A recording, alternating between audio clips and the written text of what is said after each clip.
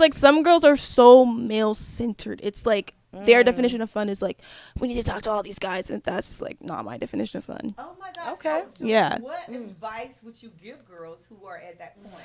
That's Find yourself. okay. Like, and there's nothing wrong with that. I understand that, but it's just like, you don't need constant male validation all the time. It's not necessary. The way my family operates, a lot of them are just successful black women without men. And I think that you can be in your 20s and not be dependent on a man or need a man in the current moment in order to be like successful or in order to have the most fun. Yeah. So I definitely think that will come. Like, I just feel like that will come. Like, if that's how I feel like my life, like the man will come. So be with your homegirls right now. Right. Okay.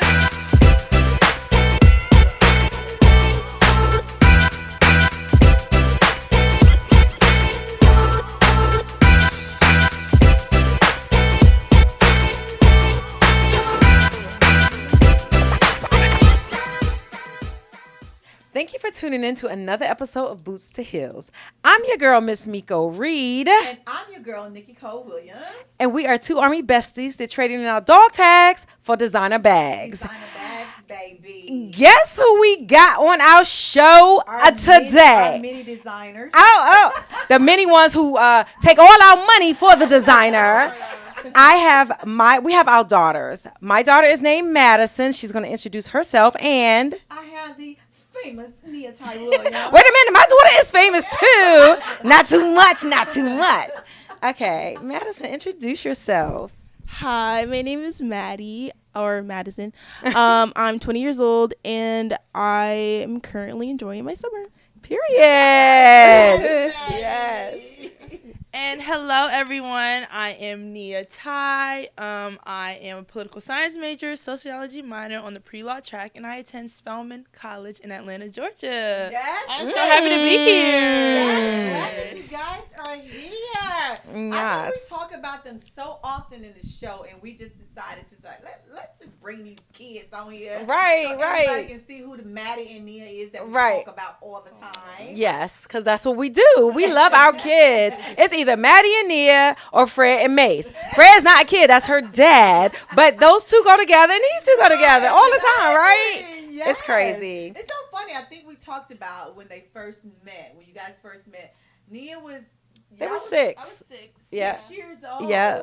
Yeah. What was y'all cheer? What was y'all cheer? No. Shut them down. Put her around. Cougars. Something like that. Oh, God. No, that was It was cute. a white That was cheerleading cute. team, too. Oh, my yeah. God, Maddie. It was. Welcome all guests here. She Black Power. Don't come for my baby. But thank you guys for joining. And, you know, we just said just whatever you decide to wear, be your 20-year-old self there. 20-year-olds, and y'all would not believe they was just like, where our drinks at? Girl. Y'all 20. 20. 20. We need to talk to the parents who got these 20-year-old kids. Are they drinking? Are they drinking? No. In your face? No. No. Behind our backs. Girl. Nah. My little angel is not. My little angel. I mean. She said she's having a summer. You doing your summer, Maddie? I'm doing my summer. I can't. Okay, so let's get into these topics, best friend. Yes. Because we got some topics for you guys. We want to see how you guys are thinking at a 20-year-old age. Are we preparing you, or did we prepare you for the future? Which we hope we did. So when you guys are 50 years old, you got to be taking on this podcast. 50? Maybe y'all can do it when y'all like 30. But I think the real question is, you know, we know who you guys are every day. Right. Who are you in your friend group? Are you the responsible one? Are you the I'm on the table, turn it up one? Are you the guys, let's chill one? Who are you in your friend group? And what do you think your friends would think about you? Yeah, are you what they think, or you just that's what you think you are? Yeah, like what's your role? What's your role in your friend group? Yeah, I can speak to this. I definitely put the mic up a little more because we want to hear it. Yeah. Sorry. First time on the podcast, not the last, but definitely first. I think in my friend group, I think I'm very empathetic. So I feel like oftentimes it's my role in the group to like gauge how everyone is feeling and like fill those gaps. So I think a lot of times, like when we're going out and all that stuff, I'm always like temperature, like we call it temp check. Gen Z. I'm always temp checking all my friends, like, oh, you good? I'm very are you good friend, I think. And I don't know, that's just, I feel like I've got that from my mom, actually. She's very like gauging how everyone feels all the time and like kind of saying, oh, she's not feeling right, let me try to turn her up, hype her up. That's so definitely true. Me. Yep, outside. But that's what you're doing. We like it. Yes. Thank you, Nia. I agree. Yeah, that's. Your friends would say the same thing. That's who you are. I definitely think that my friends are like, okay, this is Nia's break. Like we have like Nia's break this time. Like let's not let her be mommy. You know? Oh. Dang. I feel like I'm the opposite. Yeah. I feel like okay. I feel like I'm not the mom of the friend group. I feel like I'm more of like let's go. You know what I mean? Yes. Like I feel like I'm always like when we're outside, I'm like, guys, next place. Like You want to turn up all night, man? Yes. Like I'm that kind of friend. But a lot of my friend group, not to say they're irresponsible, but I feel like sometimes I'm like, okay, guys, like let's not do this, let's not do that. But I feel like we also have friends around us that are the moms. You know what I mean? So it's just like I'm not the mom, but I am the sort of mom in a way, but not really. Yeah. You scale back, like when you're turned turn, you scale back some. And be like, let me get some responsibility. Then when you see they good, you like, yeah. It's like I don't want to be like I don't want to be doing too much. You know what I'm saying? But like I also feel like I don't know, like just party friend. Yeah, let's say that. I'm wondering. Okay. You guys are thinking like, what does fun look like to you guys when you're out? What does that look like? That's a good question, best friend. I think definitely where I'm at, like at school and stuff like that, a lot of times there's a lot of eyes on you. Like a lot of people like at my school have like such big aspirations. Like they're trying to be lawyers, doctors, actresses. Like it's so much stuff going on. And I feel like everyone, especially with our culture, I think Maddie can speak to this, like Gen Z and the way of the phones. You can get canceled real quick. You can get canceled real quick. Like I feel like you guys didn't have to worry about that. Like there was people no phones. recording or documenting every single time you go out. Like we have to worry about that. So oftentimes it's like we ducking from cameras. I'm like, oh, don't do that here because so and so might see you, and now da da da. Like it's that. So I feel like oftentimes like you can have fun, but you can't be. Wow. Yeah. Wow. And it's weird too. On top of that, it's weird because there's some friends. They're like, oh, she's blackout. Let me record her. It's like, she's what? Like, okay, blackout. Like sometimes when you're out, if a friend gets too wasted or too too turned. No, not like fun turned. Off of juice. There's some friends that like. I feel like with the whole phone thing or like, oh, instead of helping her, let's record her. And I've seen that firsthand. I'm like, why would you do that instead of like helping your friend who clearly needs water? You know what I mean? Like, you know what I'm saying? So I feel like that's like a big thing. But I feel like with the whole cancel culture thing, that's one thing. But two, like definition of fun, I feel like it's just having fun with your friends. Like when you go out, I hate that when girls, like some girls when they go out, it's like, oh, I'm trying to talk to every guy tonight. I'm trying to do this. It's like, girl, just have fun. Like just go to the club and dance. Like what do you need guys for? You know what I'm saying? Like, yeah, they're there for like free stuff, but it's like even then, like. Okay, and if they're not in our group, like, what are they here for, bro? Like, what? Like, you know what I'm saying? So it's just like, what kind of free stuff?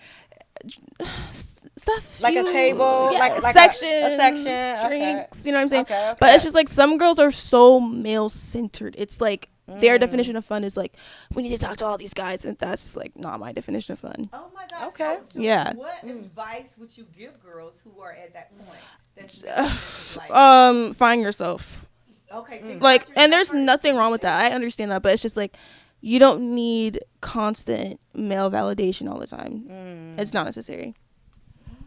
I think also being maybe like raised by a single mom, I don't have like pressure to have a man in my life so early because I think that like just the way my family operates, a lot of them are just successful black women without men. And I think that you can be in your 20s and not be dependent on a man or need a man in the current moment in order to be like successful or in order to have the most fun.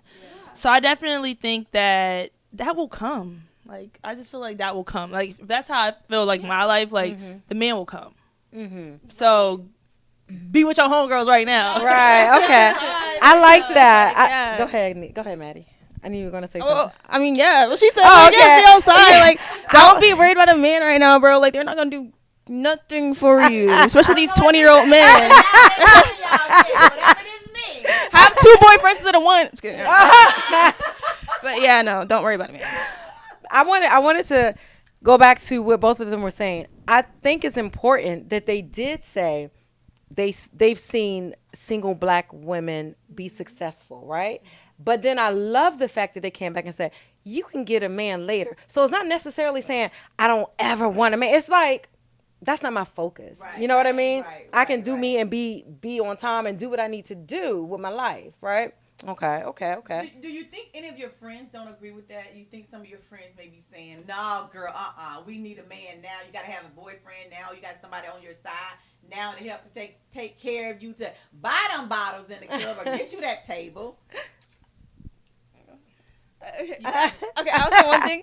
Okay, so a lot of my friends consider themselves, well, we have a few friends that are like a bit, lost, but some of them, or most of my close friends, are like, we see men, especially because we're like in our early 20s, like men, these are boys, these aren't men. Y'all are 20.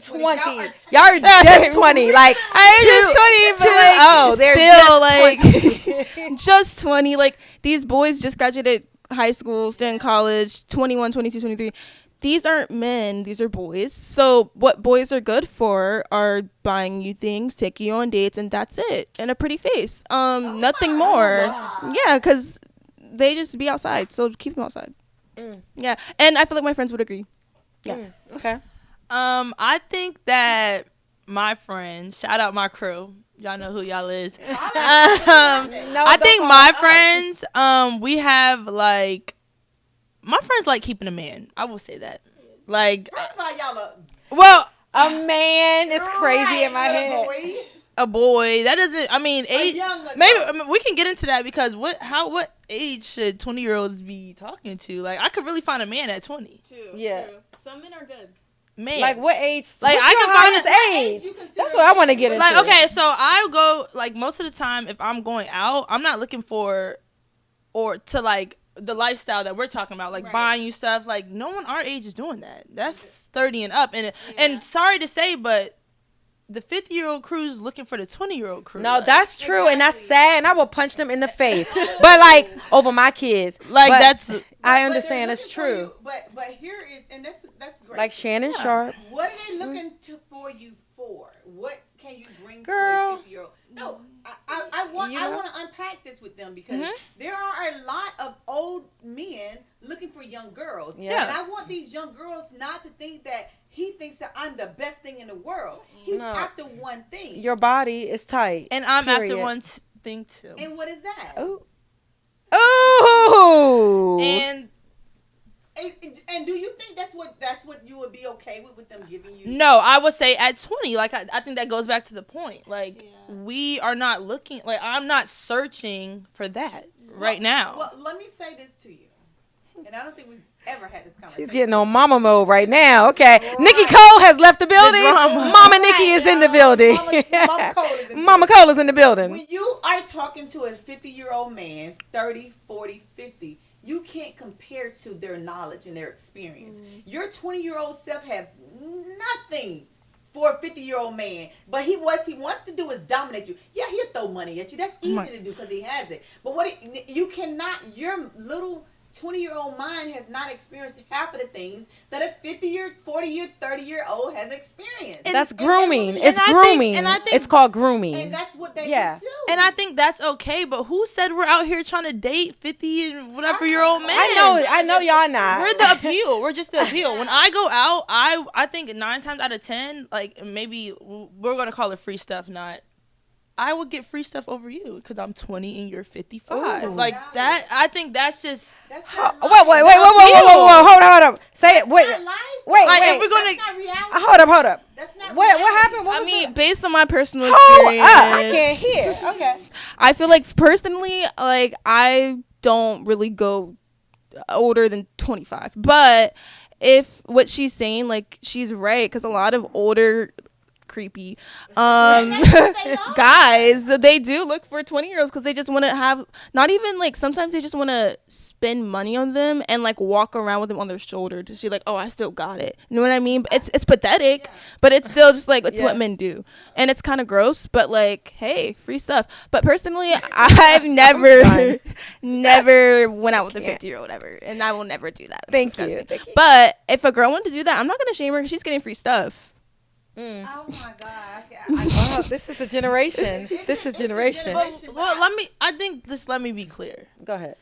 Because I have someone like you, Miss Miko, I mean, like, I'm aware that is what is the motive when it comes to these older men. Yes. So because I'm aware of that, I'm not going to be groomed or anything like that. Like, I understand my power as someone being so young and with so much potential. Like, I wouldn't let that limit me. But I'm not saying that I wouldn't go out and see a 40, 50-year-old person and be like, ew, stop talking to me. Oh, Wait. hell, and I go home and carry on about my business. Like, it's. So would you guys go out on a date with someone older than, like, what's the oldest that you would go out with? Oh, 23. Okay. Yeah, Okay. Max at 25. 23. Okay. What's the Max old? at 25, and that's I feel like, okay, I don't know if I can say this, but recently, You can say whatever you want. okay, 'cause I had an experience where a 27-year-old bought me a drink at a club, and he wanted to take me on a date. Personally, I declined because I was like, you're 27 in a club, you were cool for the drinks. You know what I'm saying? But like, I don't, like, if I went, like, I wouldn't have hesitated if he was cuter and 27. You know what I mean? You man. You would have probably. I would have went on a date for free food, but nothing else. Because if he was finer, like, you know what I'm saying? But you have food at home. I know, but like, What the heck? Free food out. free food, free drinks, like, you know what I'm saying? Yeah. But it's like, I'm not pressed to go on a date with a 27-year-old. And I think this is such an amazing topic. Yeah. Honestly, I didn't realize that 20-year-olds think like that, but apparently I was wrong. Yeah. And I want to move on, but before we move on, I want to just close it out saying this to all the 20-year-olds that your 20-year-old mind cannot match up to a 30, 40, 50-year-old guy. They've already played those games with 10 of y'all, 20 of y'all, 100 of y'all. So they know what works and what does not work. They know how to get you where they need you to be and where they don't want you to be. They know all of that. And buying a drink in the club, spending $100, to y'all that might be a lot. But if that same 50-year-old man come to me talking about spending $100 in the club, I'm asking for thousands to pay the mortgage. That is the difference between talking to you and talking to me. Which is why it's easier to give up 100 versus thousands. Yep. So I'm closing that topic out. Okay. And here is the next question. Is just gonna roll right in line with that. And best friend, I'm gonna let you ask these little girls. Well, I take somebody. These little girls. Go ahead, girl. All right, cause god dang, Mama Cole. Okay. All right, next question. Life changes every 10 years. Where do you all picture yourself in a decade from now? And it better not be with no. You will be 30. In a decade from now, you will be 30.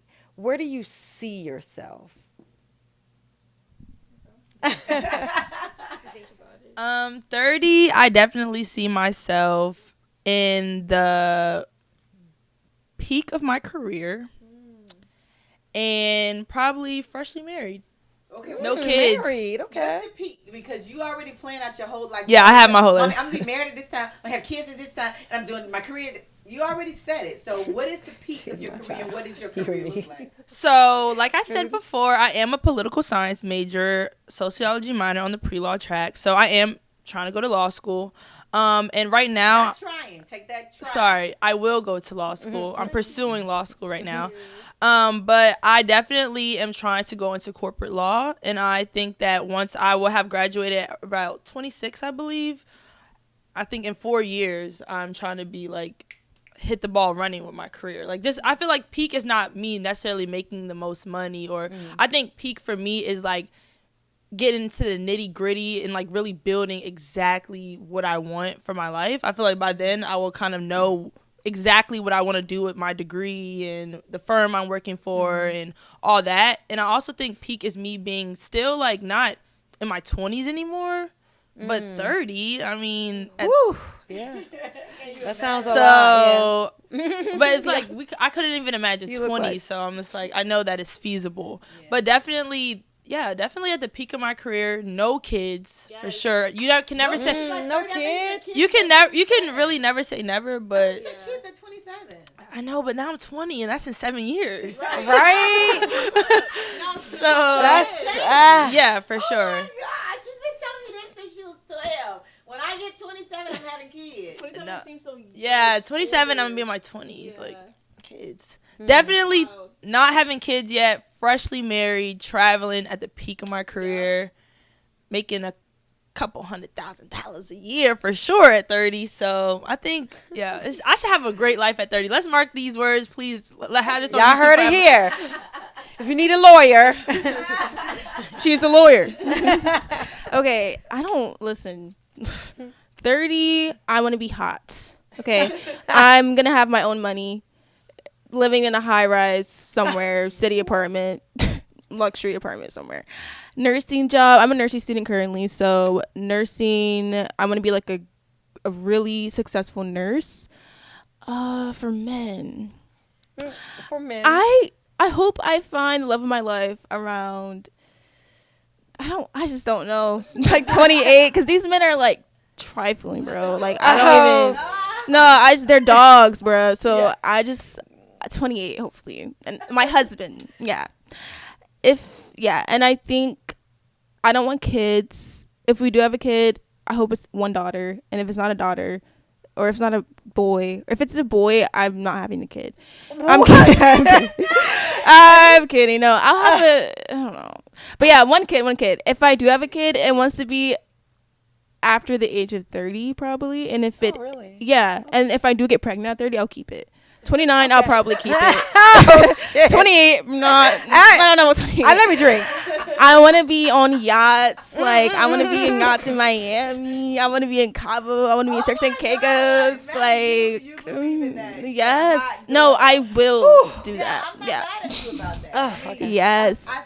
I'm not mad at you. That's your life. That's Yeah. And I also want to be successful, though. Like, successful nurse with money. living in a high rise. Yes. Yeah, we talked about this a couple of shows ago, best friend. You said if you didn't have I will be a hot girl at this big age. in the high Yeah. In And a a city rich man.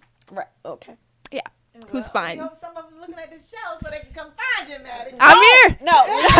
Don't come. No. Don't come for her. No. Well, I think I like Lord what have you guys mercy. are planning to do over the next 10 years. And, you know, you just never know what's going to happen. I didn't expect to be where I am. Well, maybe I did. I didn't, but I'm happy now. Yeah. Yeah, wherever you are, you're happy. So whatever situation or however it ends up, make the best out of your life, you know. Whenever you go to a place, because there's not always hoorah moments. There's some times when you get some moments where it's not as happy as you would like it to be or you would hope it to be. Take that time and reflect on what you were saying, where you want to be. Go back to those happy moments and then continue to pursue your dreams and your passions. So don't let anything hold you back from that. Okay, best friend with a nice little tie a bow at the end of a topic. Okay, I'm gonna do it with the kids too. So our next topic, I'm gonna say, and you can, lead into it. Okay. I'm scared to say this topic. Are we out of time? Yes, it's time to close.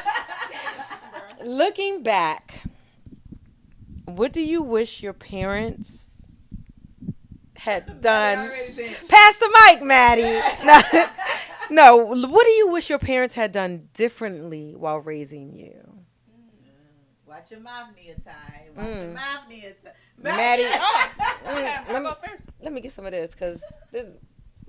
This is a lot. I'm sorry. Okay. This is my child, y'all.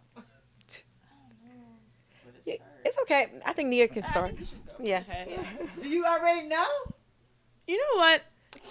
This is a very difficult question for me because I did everything right. Yes, I think that's why.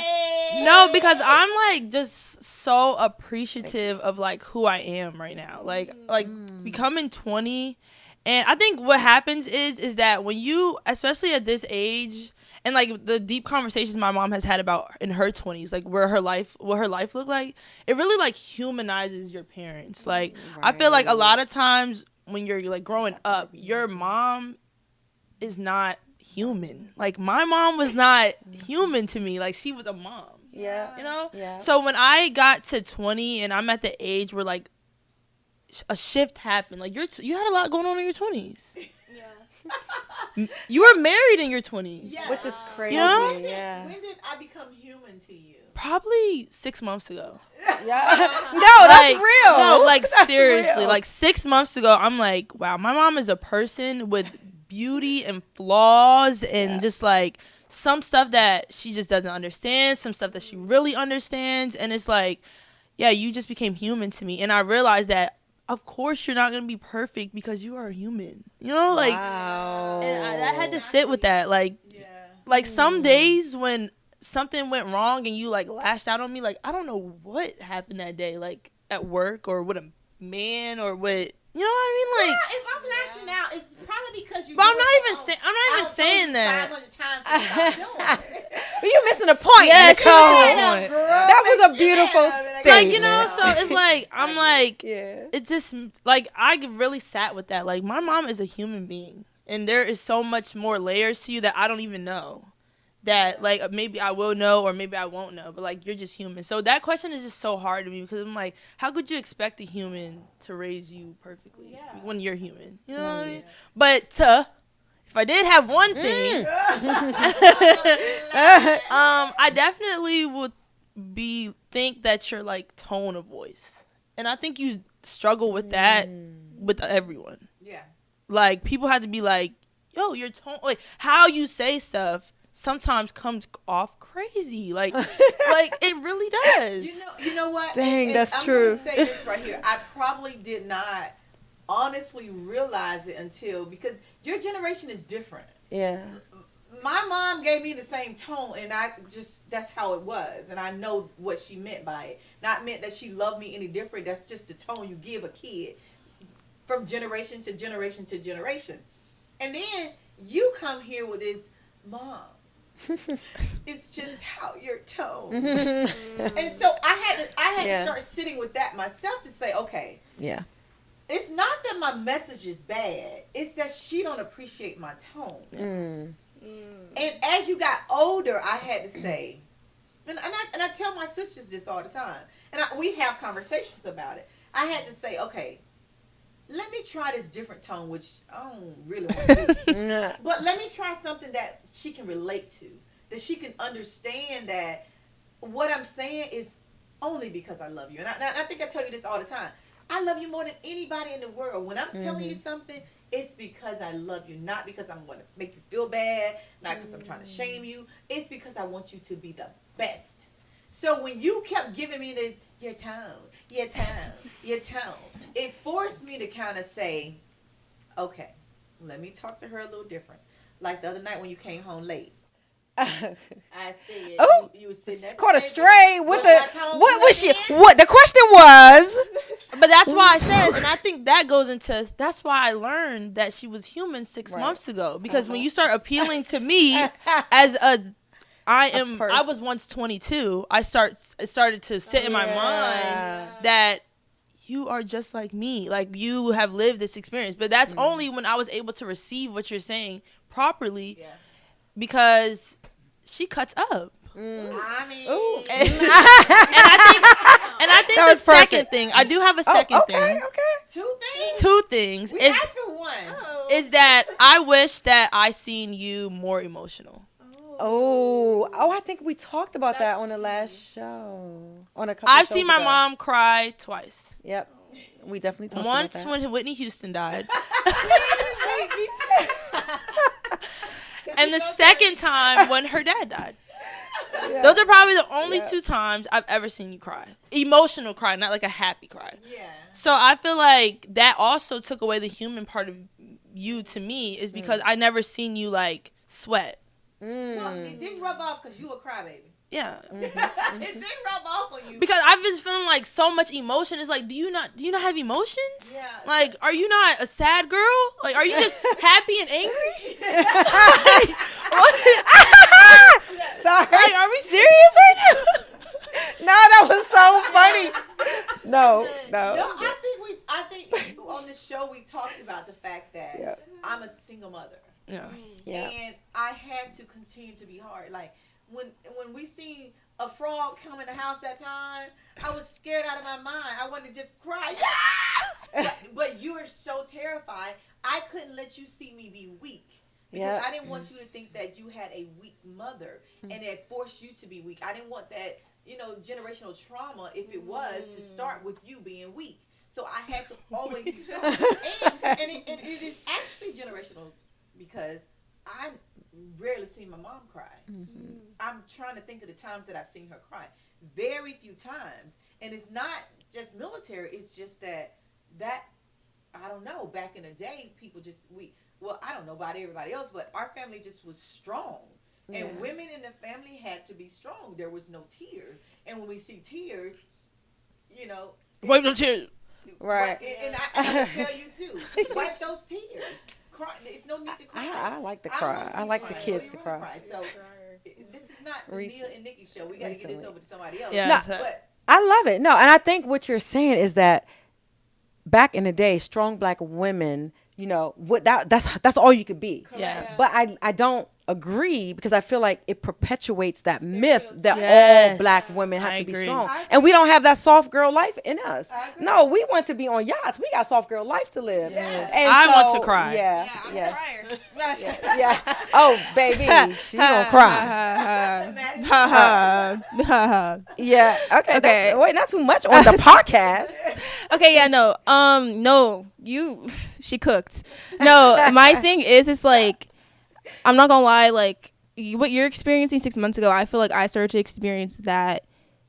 I don't know if I want to go too deep into it, but go girl. They know everything here. Do it. Okay. Well, I started to experience seeing my mom as like a individual who's like having struggles around probably when I was 16, I think, because I feel like up until then, growing up, I feel like I had a lot. Like, I got so much I wanted. I feel like I had it so good. I had no idea how good I had it until it was all gone, Wow. And I feel like growing up, divorce? Yeah, okay. all that happened, right? Back to back, just BS. Yeah. And like just facts, just dumb stuff, bro. Like I'm censoring myself, but yeah, like so I'm growing up around me. I have family members in my family, my mom's side. Like, I feel like they were more, I feel like they struggled more than me. And I feel like I always saw myself as someone that had a lot, right? And then I had friends who had a lot more than me too. I'm like, oh, okay. So I didn't really think much of it until it was taken away from me. I'm like, wow, we don't have a lot. You know what I mean? And not to say that was the worst thing that ever happened to me in my life. Like, that wasn't. But I'm just saying it was definitely a struggle. And seeing my mom go through all of that at such a young age, I'm already dealing with like my own mental health issues and stuff like that, and like finding myself at 15, 16, I feel like seeing her struggle with like death, grief, losing people, a terrible like a unfortunate marriage and stuff like that, and like dealing with 2 kids and dealing with me, I feel like I started to see her as someone who was so strong. And like, there was a time in my life where when I was 17, I, got my GED. So from there, I needed a lot of, I wanted a lot of support emotionally, because I feel like the people around me weren't really giving me that. And my mom, it really just felt like it was just me and my mom, like a lot. And I feel like I had a lot of friends, what I'm saying? But like, teenagers are just icky sometimes. But it's just like, I feel like my mom was there for me so much that I don't really have. I did have a lot of complaints, and I still, no parent's perfect. You know what I'm saying? Like every parent has problems, but I feel like if my mom wasn't there, I don't know what happened. You know what I'm saying? So like, I'm not gonna sit here and be like, my mom did this, my mom did that. Like, no parent's perfect, but I feel like if she can get herself out of something that's so devastating and terrible, losing a parent, losing a husband, dealing with the aftermath of that, dealing with a kid who can't do well in school, like all of that, right? All by herself. I feel like if she can do that, I was gonna say, yeah, you know what I'm saying, like, and I feel like seeing. I'm sorry.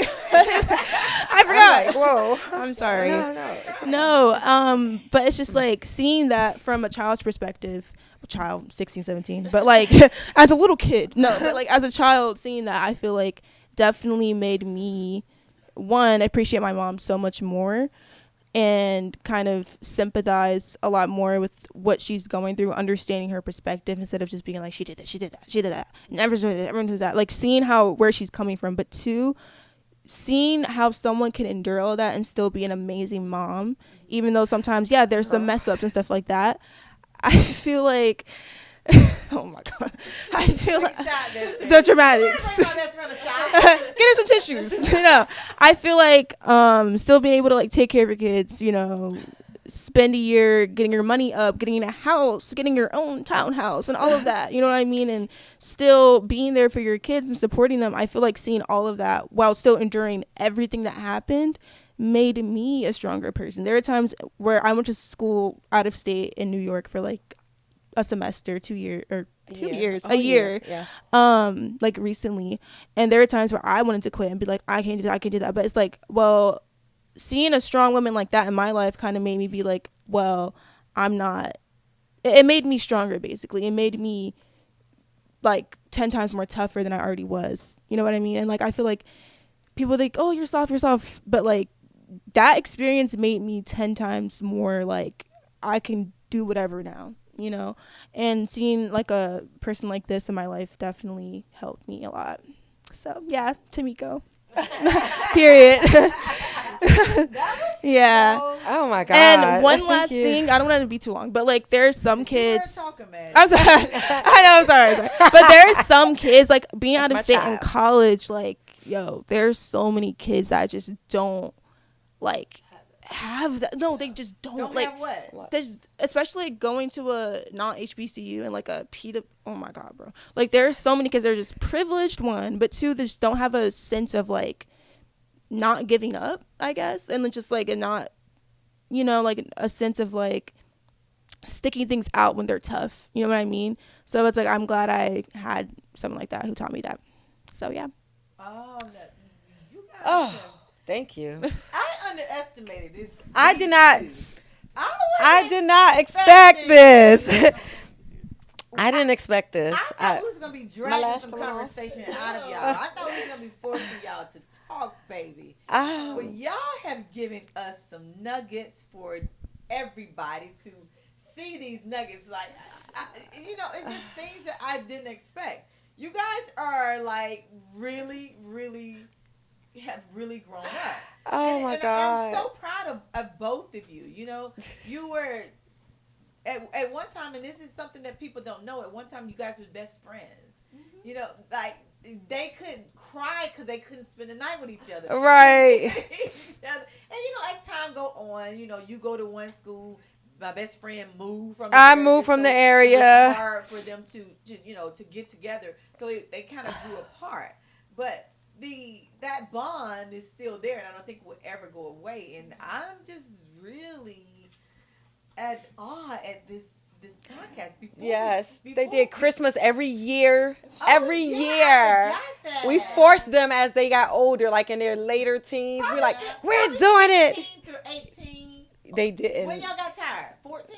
I don't know, but like she's seen me in all my phases. I had a lot of phases, so she's seen me in every phase ever. Yeah.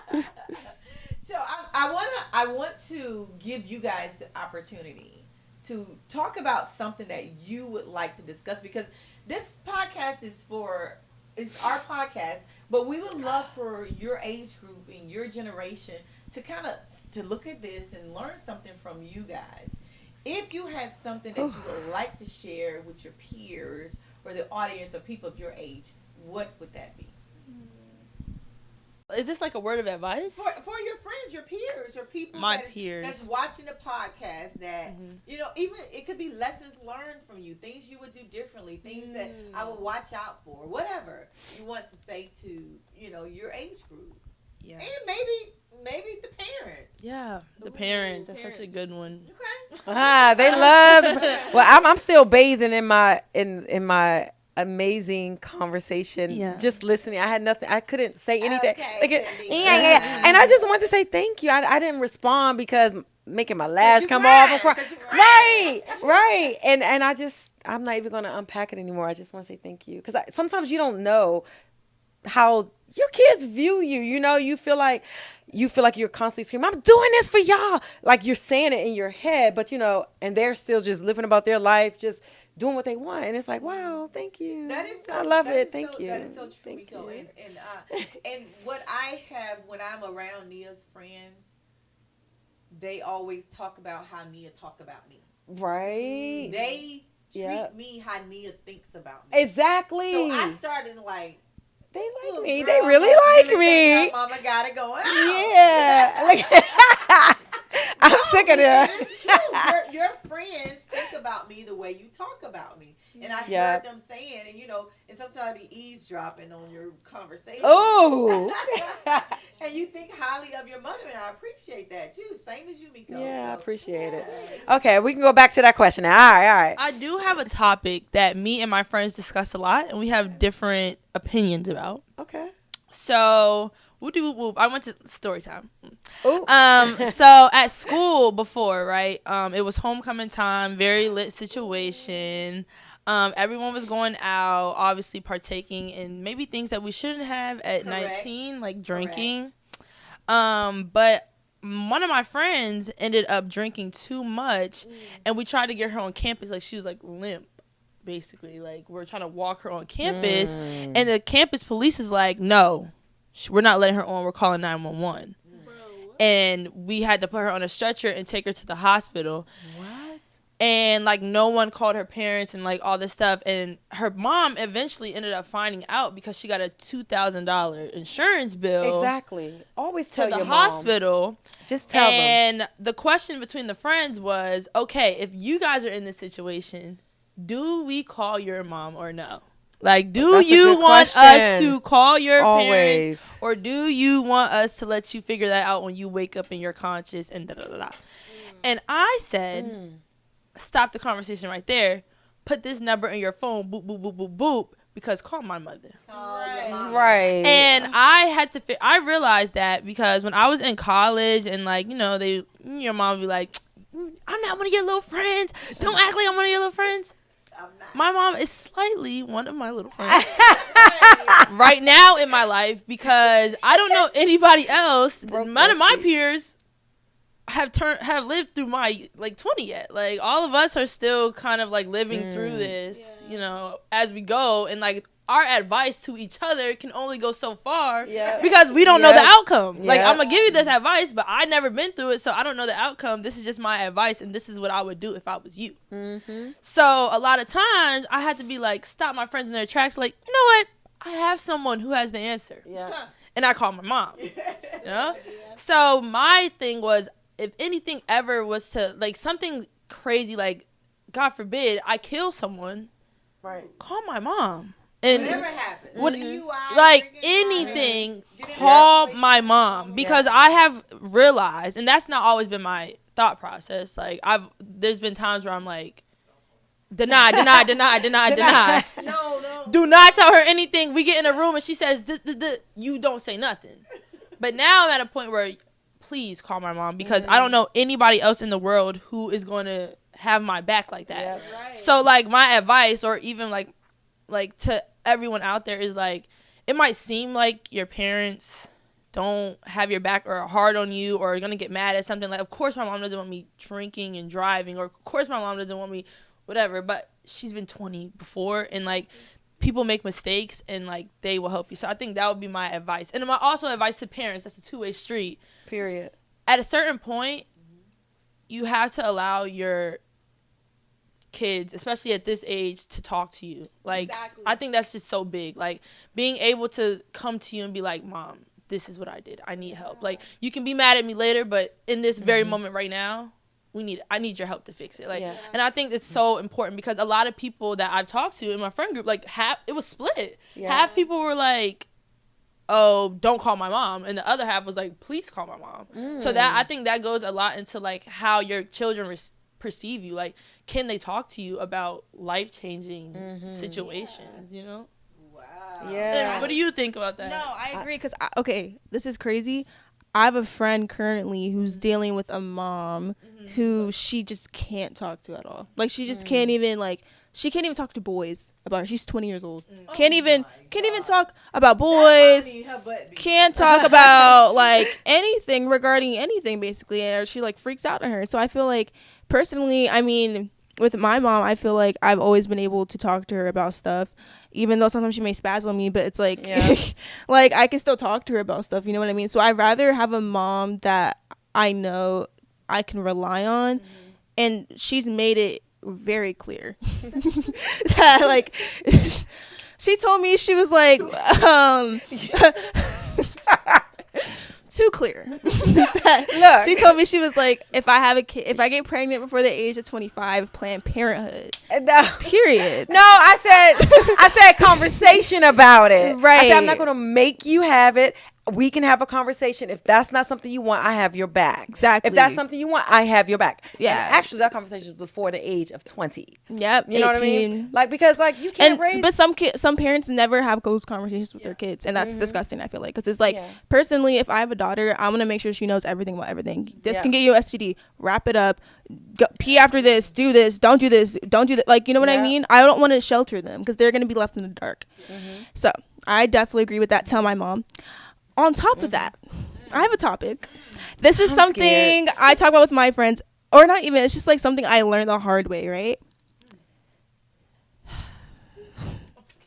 Never. I'm scared her. Trust a man. And I mean this in the way, you're 20 years old, you're 18, you're 19. You're thinking, oh my God, yes, it's my bae. Like, it's not your bae. That's everyone's bae. It's everyone's bae. Everyone's bae. Especially if you're in college, first year of college, it's wraps, bro. Like, that man or boy is not being loyal to you. And if he is, not for too long. And if he is loyal, good for you. But, like, even then, I just feel like, don't put your eggs in one basket. Like, play the game. Dog out before you get dogged out. Okay? Hey. Make sure you know. I'm taking advice. Okay. Like this. Okay, dog out before you get dogged out. Check. What else, Maddie? No. God. No, like, I just know. That's dog out before you get dogged out. I swear, like, I learned the hard way. My friends learned the hard way. Like, I used to be just dogging out. And then I caught feelings. When you catch feelings for someone, that's when they can use that to their advantage. So as soon as you detach, find the most disgusting about them. The most disgusting thing. Just like, I hate, disgusting. Can't stand them. Right. Can't stand his something. As soon as you find that, find the first guy on the street, go on a date with him. On the street? Just not on the street, but just like any guy. They're easy, right? So talk to anyone. You'll see how easy these men are. Group them into a category of just easiness. They're easy. They're dogs. And play the game. Especially in your early 20s. Like, I just feel like, you'll find the one day. You know what I'm saying? Like, you'll find your soulmate one day, you know, maybe. But it's just like right now in our early 20s, in our prime, why be tied down? Like, actually, why be tied? Literally, why be tied down? Like, why? Just like play a game, have a roster. Yeah. And don't sleep with any of them. Don't. Yeah. What was our last part? Don't sleep with any of them. Right. Yeah, I okay. Like that. Okay. Only if you want to. Best friend. Woo. So we're gonna tie a bow on that. Dog out before you get dogged out, Maddie Collins, and always tell your mama, Nia and Maddie. So like, yeah, I appreciate that. Yeah. And we're going to do the salute. Good. Thank you, guys. We're on a budget. Oh, we didn't. I don't even have one. I'm gonna do one. I think is gonna carry all of us. Okay, yes. Give us one. So when you are buying things for your kids, like at a very young age, I can go to Dollar General, Family Dollar, Walmart, and get these kids anything, and they would appreciate everything. Oh, that was back then. Yeah. So while they're young, use the bougie on a budget and buy them things reasonably, because when they get an older age, they ain't gonna want that no more. They go into your closet getting your Louis. Yes. And you know what? That was gonna be my bougie on the budget. The things that you want, your mother has. Go in that closet. Go in that closet. I'm crying. Because there's some things that y'all don't use. I use everything in my room. Let her talk. Let her go ahead. My bougie on a budget is go in your mama closet. Sometimes the stuff you see on Shein is in your mother's closet. It is nothing in my closet from Shein, but it may be a high-end Shein that you take. But when you go in your mom's closet in her room, turn the light out so she don't know you've been there. Right. Yeah. And that was things back like you seen them. And that was gonna be my second word of advice, because you won't get caught if you turn the light out. That's it. Maddie, you got a bougie on a budget? Yeah. Maddie is just bougie, no budget. No. And that's a wrap. No, I feel like a lot of people are like on TikTok, oh, maintenance week, I'm getting my lashes, I'm getting my nails done. Get the press on, do the press ons yourself. Do the lashes yourself, lash clusters. Yeah, lash clusters, they last like 2 weeks. I feel like, especially with lashes, you have to refill them every couple weeks, and that's like a lot of money and time. So if you can pay for that, go you. But I feel like all of us can't pay for that. So lash clusters, press-ons. I did my own hair for a while. I got clip-ins. These are not clip-ins anymore, but I did get clip-ins. So yes, like get the clip-ins, get the get the Shein clothes. Like you can still be a baddie on a budget. Like you don't need all the expensive stuff at all. Period. Like that. Okay. Yes. That has been so good. Now, yes. We always close our podcast out with a salute. Yes. And we offer it to our guests to salute someone of choice. So, Maddie, you have the microphone. We'll start with you. Okay. Well, I know only one other military person currently in my life. Like, that's really in my life. So I'm going to salute my dad. Okay. Robert. That went somewhere else. I'm going to salute my dad, Robert Collins. Yeah, he was in the military. Shout out to him. Okay. Yeah. That is Rob. Army. Rob. Oh, wait. Rob. You got to salute. We Oh. salute you. Okay. Yeah.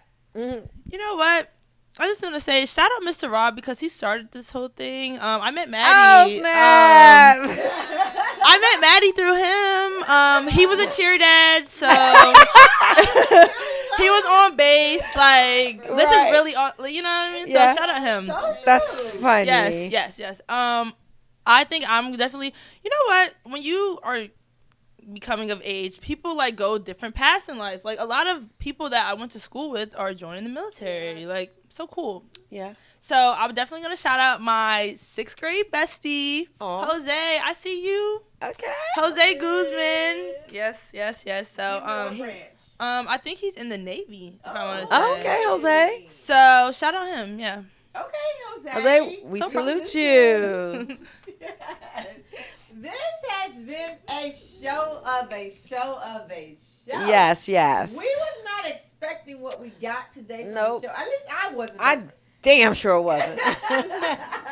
But you guys did an amazing Yes. job. You guys elevated I us. feel like Thank you're gonna take you. our place when we can't do it. Yeah, you guys were amazing. Yes. Yeah. I don't have anything else to say. I think we're going to close it out with, follow us on all platforms. Boots2Heels _podcast on YouTube, Spotify, Apple Music, iHeart, Amazon. And we have to And we got to do our toast. Close out toast. Yes. And we're going to toast to these girls. Yes. May you live as long as you want. And never want as long as you live. Bottoms up, girlies. Period. Bye. We have great news. Our military retirees and separated service members. If you're looking to stay close to the community, you may be eligible to live in your family privatized on-base housing in select U.S. installations. As part of the Military Housing Privatization Initiative, base housing is now managed through public-private partnerships with rent set at your local basic allowance for housing, which is your BAH rate. That means you can secure on-base living without paying more than what active duty members pay. So no surprise markup. Now this option is triggered under the tenant waterfall priority system. When active duty occupancy drops more than 90 to 95%, retired and separated service members, spouses, DoD civilians, and even the general public can apply. But remember, not all bases participate, and priority will always be given to active duty families. So check with your local housing service center or log into heathomes.mil to see if your base offers this opportunity. Enjoy the security, community, convenience of on-base living, now available to more than our military family. Contact your housing office today and explore if you qualify.